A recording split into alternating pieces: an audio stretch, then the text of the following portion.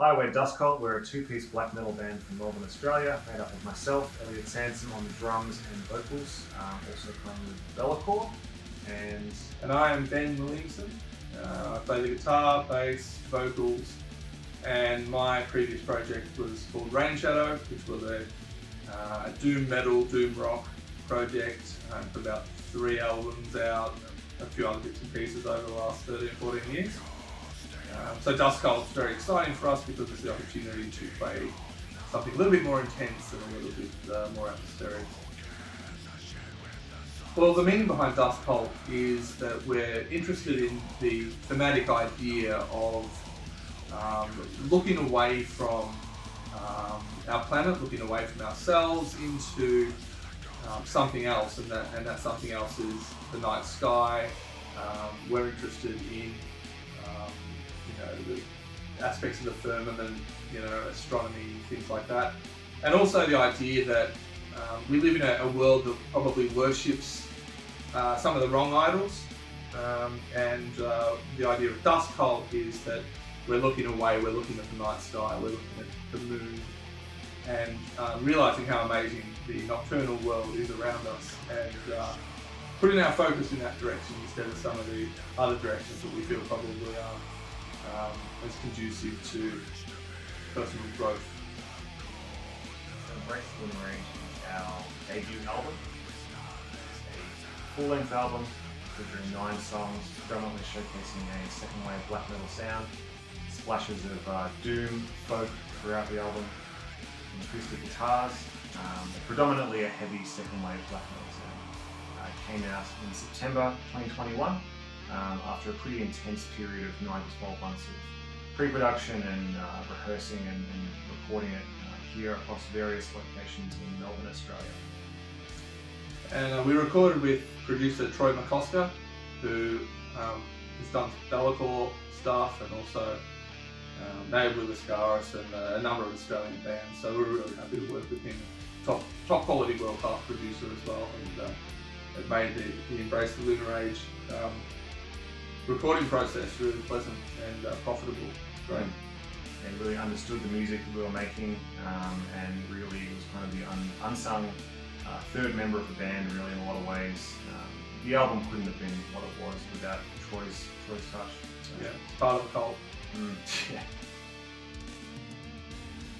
Well, with the lyrics for the album, we shared the writing of the lyrics, and we focused on the idea of exploring the importance of the night sky and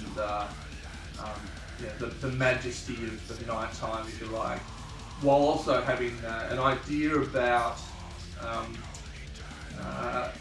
an alternative to modern life, I suppose. The idea of the cult and of worshipping something beyond ourselves, and that is really part of something that is all around us, the nocturnal world that often is overlooked, we think, by people. So lyrics are, sort of artistic interpretations of our own experiences of the night sky and what it means to us. We had a pretty clear direction of what the album was going to look like from the start. We wanted that strong lunar imagery, the night sky, quite a bold, striking album cover. So I made the album cover from scratch myself. We think it perfectly encapsulates it's sort of a great visual representation of the music itself, and it ties in with pretty obvious themes of the night sky and lunar worship and all that sort of stuff. Yeah, it's a simple and effective image, and Elliot actually created the booklet for the CD and all the artwork for Dusk Cult. So talented drummer and also talented artist. No. No, generally. I think if you're a band with a very broad appeal and you do a lot of touring and you need to reach a lot of people, then I think a good label can be really useful. Obviously, Elliot's band Belakor is signed to Napalm, which is, I imagine, very good for them. For us, a label's not so important. We're not aiming at world domination. We writing for a few true believers, and they can find us without the label. Yeah, Ben, he's completely right. A label works for some bands. I think the Dusk Cult comes from a very DIY, old school black metal, almost verging on sort of punk territory, where we kind of want to take full ownership of the music and the artistic direction. And for us, for what we're trying to achieve with the band, a label isn't something that's really a necessity for us. At least at this stage anyway. If the band does take off to, soaring heights in years to come, maybe a label will be something we want to work with later on. But for now, we're sort of enjoying having complete creative and directional control over the band and the music we make. Yeah, we have to be protective of who comes into the cult. Yeah, absolutely. Well, black metal's always been a very special genre for me.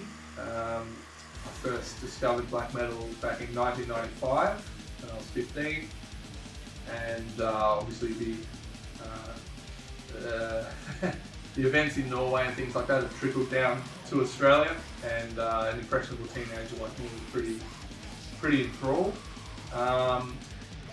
And really, my old band Rainshadow was one that was rooted more in the gothic, the doomy sort of side of things. So the idea of playing black metal now with higher energy, more intensity, and I'd argue also a greater scope for imaginative approaches, which we've put into the album Embrace the Lunar Age.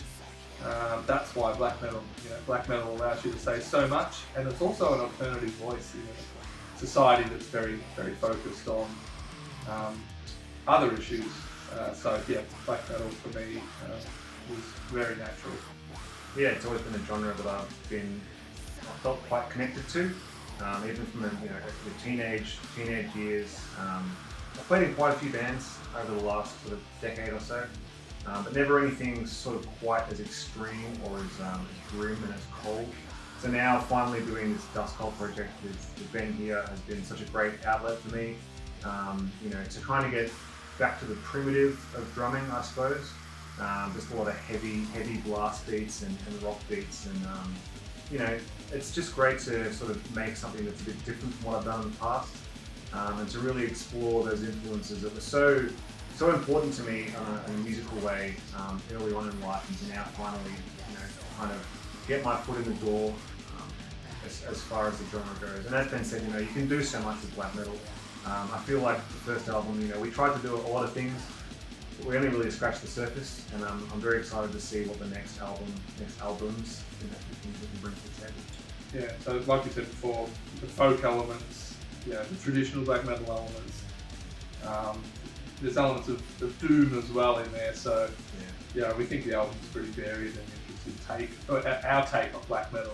It's a new thing too. We don't copy anyone, we don't sound like all our favourite bands.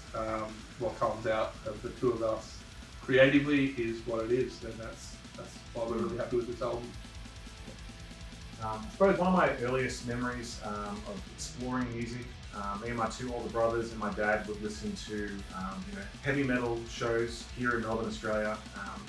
We'd tape them overnight, midnight, 2 in the morning these shows would play, and then the next day we'd all listen back and the cassettes that we'd recorded and find all these great bands. And I suppose that's probably my earliest memory of exploring music, and it got me exposed to so much variety, heavy metal and punk from quite a very, very young age, and had a massive influence on me. What got me into music was the old cassette tapes at home, Beatles, Fleetwood Mac, all that sort of stuff. And then I discovered hair metal and Motley Crue, all those sort of bands, and then the gateway was open. I probably wouldn't change anything about the music industry. I don't really feel a part of it. And music, the industry side of music is obviously a business, and a business that brings sort of regular people, a degree of happiness, I suppose. As far as the internal workings of that business go, I'm not familiar with promoters and labels and all of the political side of things. So what would I change about the music industry? Not much, because you can create great music without it, and I think that's what we've essentially done. I don't feel a part of the industry at all, but I am an artist, and we've both created themselves. Yeah, well said. I'm looking forward to the new Debate Eine Freiheit, if I'm pronouncing that correctly, album coming out later this month, Nocturne. The singles that I've heard so far have been very exciting. I've been a big fan of this band for a long time, so I'm quite keen to hear how that record comes out. I'm listening to a lot of new music from old bands that are still going strong. Like bands like Taka from Norway, Tearthing from Sweden, if I'm pronouncing that correctly, have an amazing new album out that came out just this year. And old favourites like Catatonia, I think, not black metal, but still very much getting a lot of airplay with me. Well, quite severely. I think we've all felt the effects of that. There's been a massive dry spell as far as live shows go.